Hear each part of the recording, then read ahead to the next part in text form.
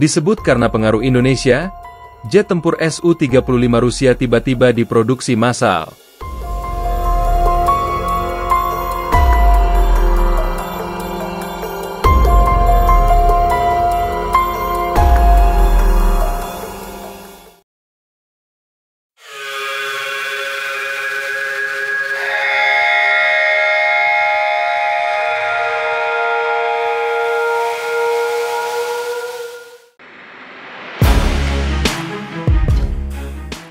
Dikutip dari laman resmi zonajakarta.com, di tengah ketegangan geopolitik global dan perlombaan teknologi militer yang semakin intens, Rusia mengejutkan dunia dengan keputusan untuk memproduksi massal jet tempur Su-35.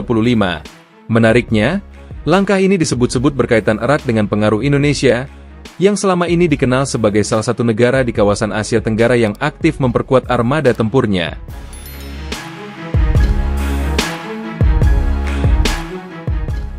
Meski belum secara resmi mengoperasikan Su-35, Indonesia sempat menjadi sorotan karena minatnya yang tinggi terhadap jet tempur generasi 4,5 buatan Rusia ini. Keseriusan Indonesia untuk memperkuat kekuatan udara, terutama dalam menghadapi potensi ancaman di kawasan Laut Cina Selatan, menjadikan Su-35 sebagai salah satu opsi paling strategis. Sejumlah analis menyebut bahwa minat dan tekanan dari negara-negara seperti Indonesia telah memperkuat posisi Su-35 dalam pasar ekspor militer Rusia. Meski sempat terhambat oleh sanksi CAATSA dari Amerika Serikat, permintaan terhadap Su-35 tak pernah benar-benar surut. Justru, banyak negara mulai mempertimbangkan kembali Su-35 sebagai solusi cepat untuk meningkatkan superioritas udara mereka, terutama setelah terbukti efektif dalam operasi militer Rusia di Ukraina dan Suriah.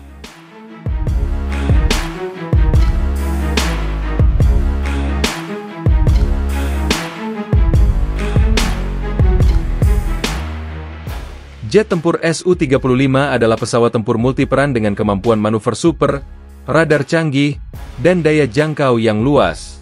Dilengkapi dengan radar IRBC, Su-35 mampu melacak 30 target sekaligus dan menyerang 8 target udara secara bersamaan. Selain itu, teknologi vektor dorong atau thrust vectoring membuat Su-35 mampu melakukan manuver ekstrim, bahkan mengungguli banyak jet tempur barat dalam duel jarak dekat. Dengan daya angkut senjata hingga 8 ton, Su-35 juga mampu membawa rudal udara ke udara dan rudal udara ke darat dalam jumlah besar. Kementerian Pertahanan Rusia baru-baru ini menyatakan bahwa produksi massal Su-35 akan ditingkatkan, tidak hanya untuk memenuhi kebutuhan dalam negeri tetapi juga untuk ekspor. Di antara negara-negara yang disebut dalam radar ekspor adalah Iran, Mesir, dan Indonesia. Langkah ini disebut sebagai sinyal bahwa Rusia masih percaya pada potensi jet tempur generasi 4,5 di tengah transisi menuju pesawat generasi kelima dan keenam.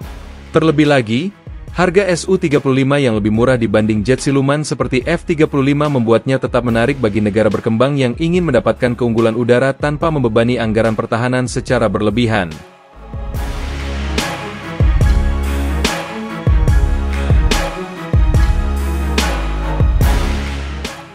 Dengan kepemimpinan baru di bawah Presiden Prabowo Subianto, arah kebijakan pertahanan Indonesia disebut akan lebih realistis dan berorientasi pada penguatan alutsista strategis. Dalam beberapa kesempatan, Prabowo menekankan pentingnya pertahanan udara yang kuat dan mandiri. Apabila Indonesia memutuskan untuk kembali membuka negosiasi pembelian Su-35, maka bisa dipastikan posisi Indonesia akan menjadi sangat strategis, baik bagi Rusia maupun kawasan Asia Tenggara. Ini juga akan memperkuat sinyal bahwa Indonesia tidak tunduk pada tekanan geopolitik eksternal, melainkan memilih solusi terbaik untuk kebutuhan nasionalnya.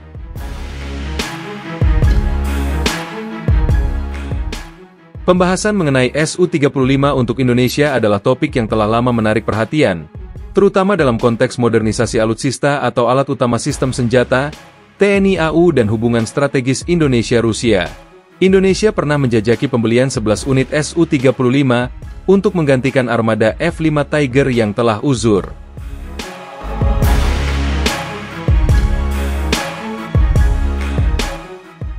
Kontrak pembelian senilai lebih dari $1 miliar AS sempat ditandatangani pada tahun 2018 dengan skema imbal dagang, di mana Rusia akan menerima komoditas Indonesia seperti kopi, teh, dan karet.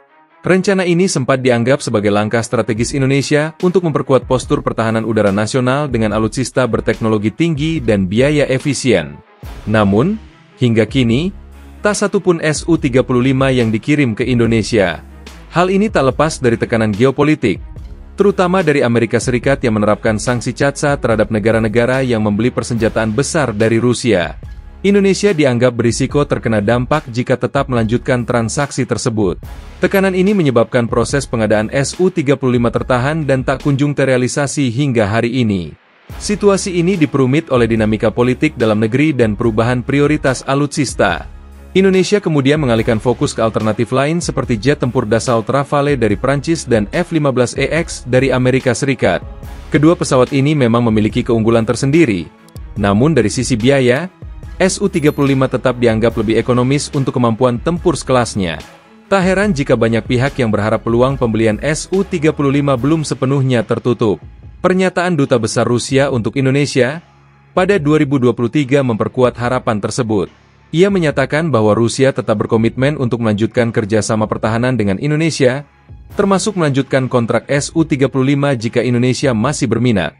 Kini, dengan terpilihnya Prabowo Subianto sebagai Presiden RI periode 2024-2029, spekulasi kembali muncul bahwa proyek Su-35 bisa saja dihidupkan kembali sebagai bagian dari penguatan TNI AU. Su-35 menawarkan keunggulan strategis yang sangat cocok untuk menjaga kedaulatan udara Indonesia yang luas. Di tengah ketegangan geopolitik regional dan meningkatnya aktivitas militer di kawasan Indo-Pasifik, Indonesia membutuhkan jet tempur tangguh dengan jangkauan dan daya dobrak tinggi. Jika arah kebijakan pertahanan nasional kembali membuka kerjasama strategis dengan Rusia, bukan tidak mungkin Su-35 akhirnya benar-benar mengudara di langit Indonesia. Keputusan Rusia untuk memproduksi massal Su-35 tidak bisa dilepaskan dari dinamika global, termasuk minat dari negara-negara non-blok seperti Indonesia.